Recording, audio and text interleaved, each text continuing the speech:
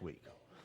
Now today what we're going to do is we're going to talk about this sense of joy, and we're going to do a little bit of, some might call it splitting hairs about definitions of words and phrases. What I want us to capture is the spirit of what we're going to be looking at this morning. And if you don't like my labels, you can assign your own later on. But I'm the one that's talking, so I get to make that call right now. Joy and happiness. They're not the same thing. Joy is something that's enduring. Happiness is something that is fleeting. And that's an important distinction to make. Happiness tends to be more intense. Joy is more deep and settled and long-standing. And I would suggest a few more things. That joy is something that is internal, and so it springs out of us. And that means that it's not dependent on the circumstances around us. It's a condition that exists no matter what else is going on. Happiness depends on what is happening around us, and if something's not happening that makes us smile, then the happiness is gone. The nature of these two things is often because joy tends to be rooted in a connection to God that brings a sense of contentment with life and a sense of assurance, whereas happiness in the world in which we live anyway tends to be connected more to things or to a world that encourages a lack of contentment and kind of thrives on the uncertainty of whether or not that smile is going to stay with me. And so they're two very different things, even though we tend to sort of overlap them a lot when we, especially this time of year. How many of you would say that Christmas is a joyful time of year? Yes? Joy of Christmas. Joyful, joyful, we adore thee. Joy to the world. Good Christian friends, rejoice. I'm going to push back on that a little bit. Big shock. I'm going to say this is a happy time of year that offers moments that if we gravitate to them will help us build a foundation of joy in our lives. And I'm going to prove it to you, at least if you're willing to go along with the definitions that I gave you a minute ago, that one is enduring and one is fleeting. How many of you have ever thought or said, I wish we could feel this way all year long? That means it goes away, right? All right, show of hands. How many of you are already feeling the back to the humdrum by mid-January? Anybody takes till February? Are any of you able to hang on to it all year long? Yeah, it's impossible, and here's why. At this time of year, we put a lot of work into getting happy. We have the decorations, we have the parties, we have the family gatherings, the friend gatherings, the gift exchanges, the music, all of these, the food. We go to great lengths to make this a happy time of year. And when all of those trappings go away, when the ornaments are put up, and when the food goes back to just being, the normal, ham sandwich for dinner instead of a big turkey dinner or something like that, the feeling that those things create goes with it. Now, I'm not saying that happiness is a bad thing, nor am I saying that these things we do at Christmas time are bad. I think they're awesome. I think they're wonderful. But we have to be careful not to confuse joy and happiness. Because if we do, then we can get very easily focused and distracted by the wrong thing. See, joy is the thing that comes up from within, and it's why somebody can smile even in the midst of tragedy. But if you don't have joy, and everything's dependent on what's happening around me, or you, or whomever, and things tend to go south or have some problems come up, then it's a really miserable time, and it's a really miserable existence, because there's nothing to kind of bolster us up and keep our head above water. Excuse me.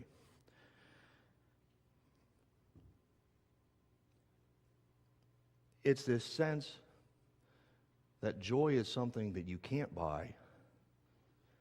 Happiness is something you can rent for a while. Now, I'm going to explain that. And it goes back to, I heard a comedian one time make this statement. He said, they say that money can't buy happiness, but money can buy a jet ski. And have you ever seen someone frowning while they're on a jet ski? No. So this sense of happiness being fleeting is very significant, because we can find ourselves trapped in a recurring cycle of focusing on the wrong things, because we think happiness is what we need. Joy is what we need. Happiness is what we want. And what we're going to do is we're going to take a look at this story of the shepherds, and we're going to see that it gives us a really good illustration of the difference between how happiness and joy are different, and what brings about what. Now, how many of you think that when Luke wrote this down, he said, I'm telling the story this way because I want people to understand the difference between joy and happiness? If you're not sure, the answer is no, he didn't. However, it does provide a very good illustration that we can use. So let's take a look first at the shepherds who represent happiness. The story of the shepherds here is a story of action. It's a story of motion, movement. They're bouncing from one thing to the next, both in physical location and emotionally. They start off where? On the hill, watching the sheep. And then what happens? The angels appear. So they go from watching the sheep to watching the angels.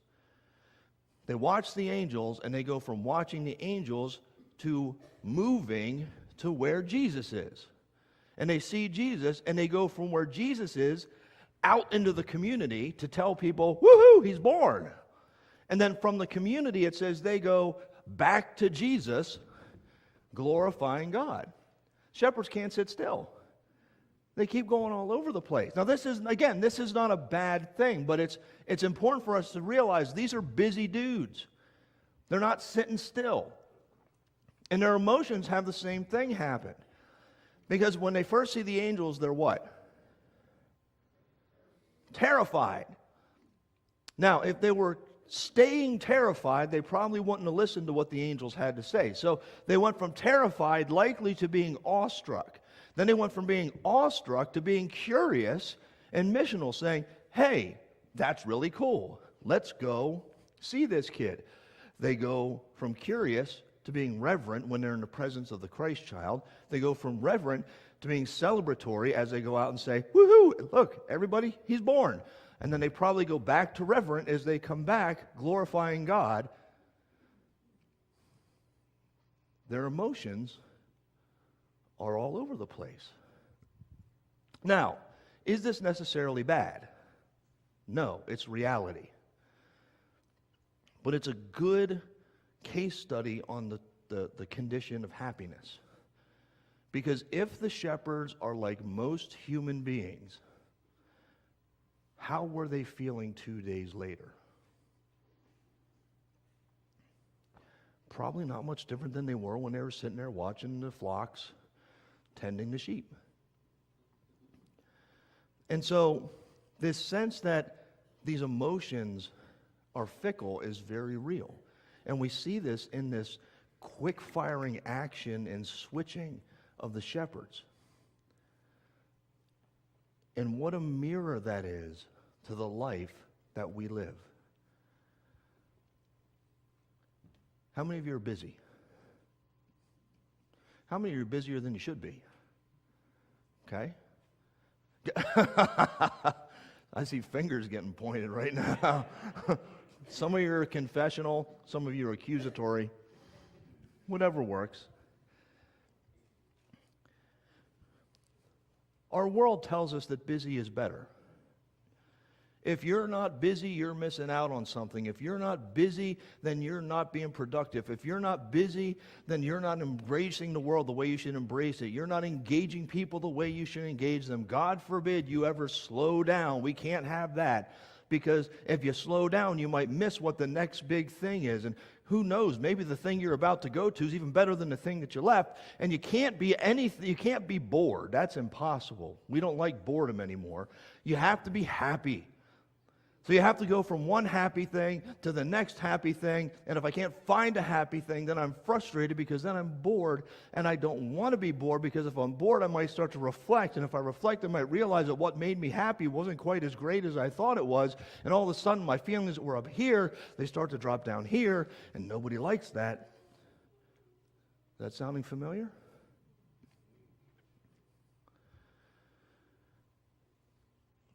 The world is trying to turn us into happiness junkies.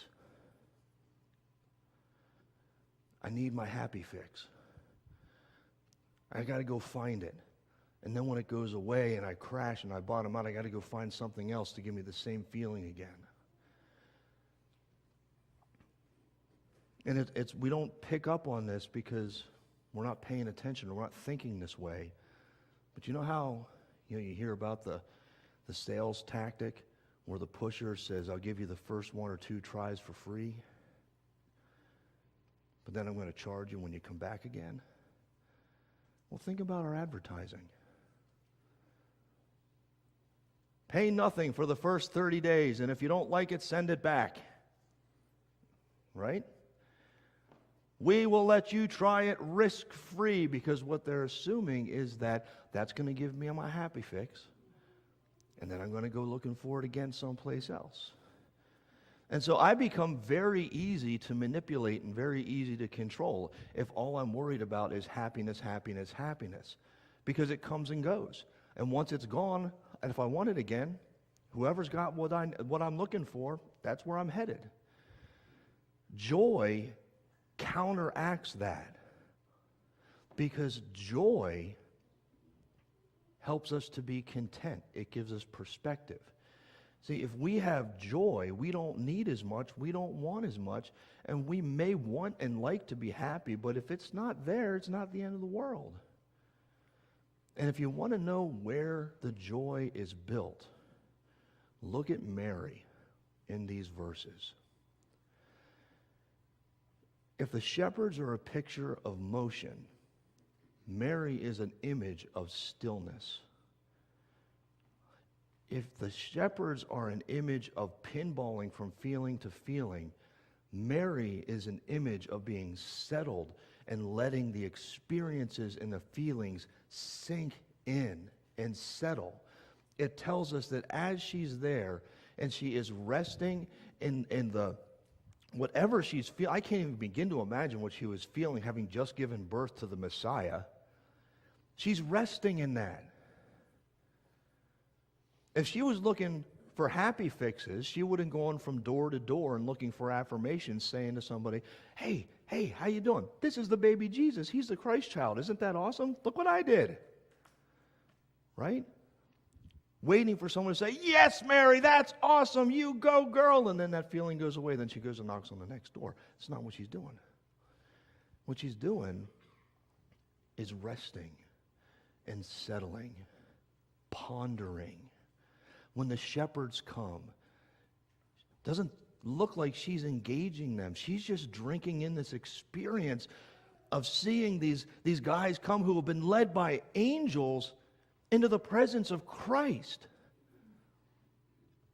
And it says, as she's pondering and letting these things turn over, that she held them as treasures in her heart. That is the foundation of joy.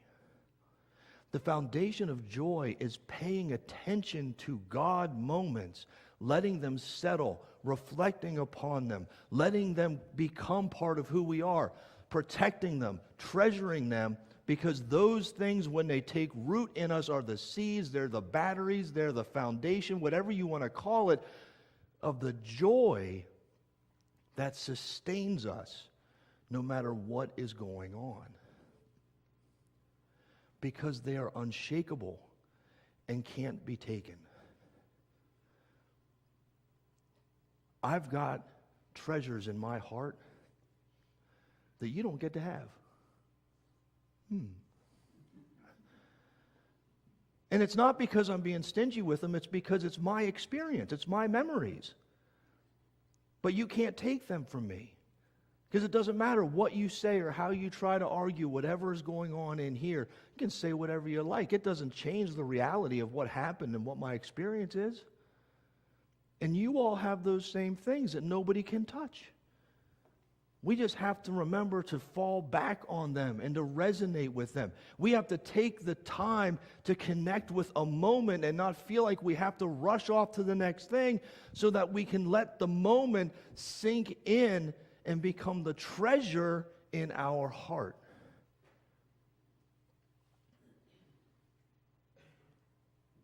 It gives us perspective. It helps us to be content, because we get our priorities straight. We know what should be satisfying us, and we allow it to. And when we feel the Spirit of God, it assures us that we're not alone, no matter what happens.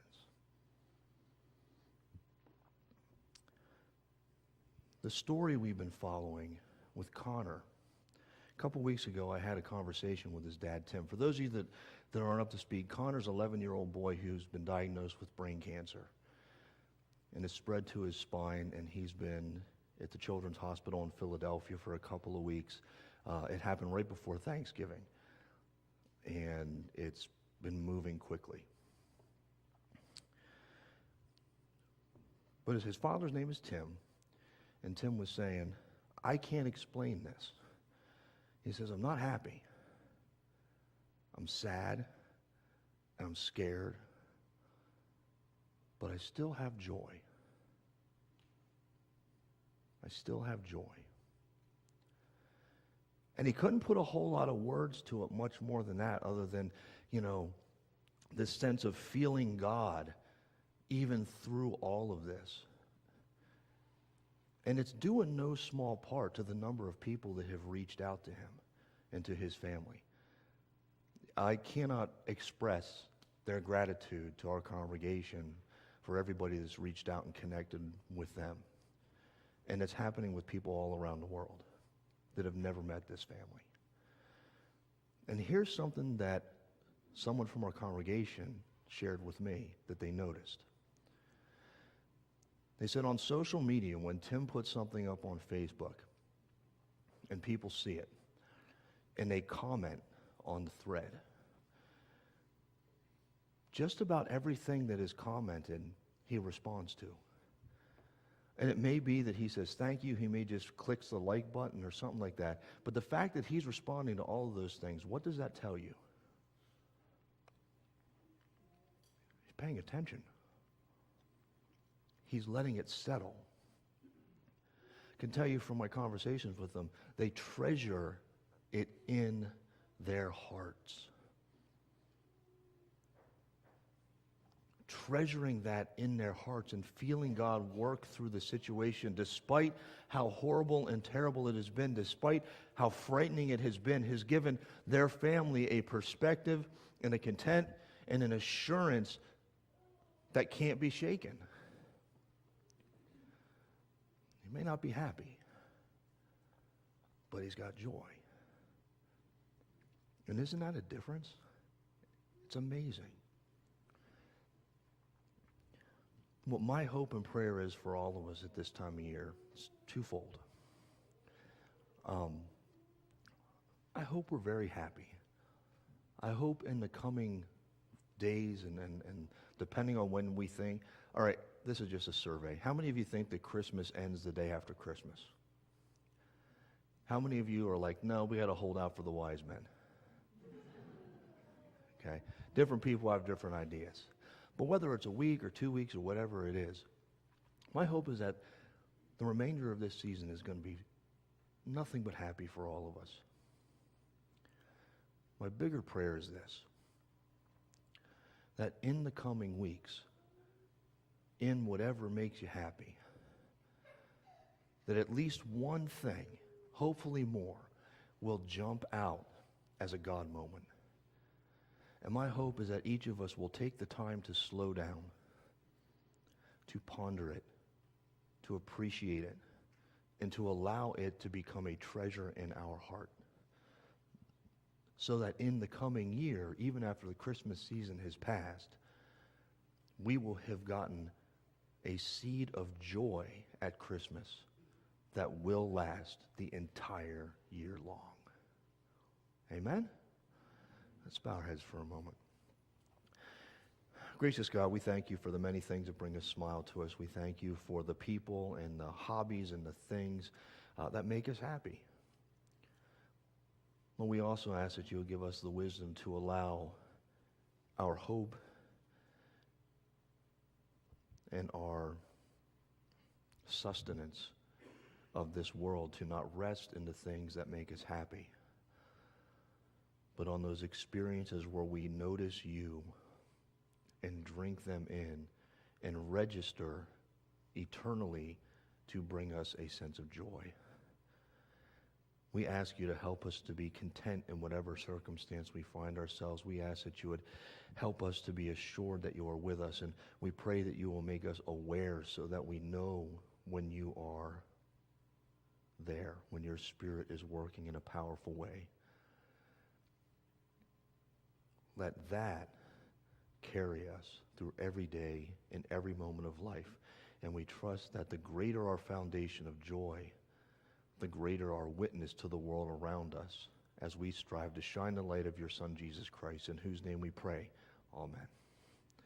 I invite you to stand together. Let's join in shalom.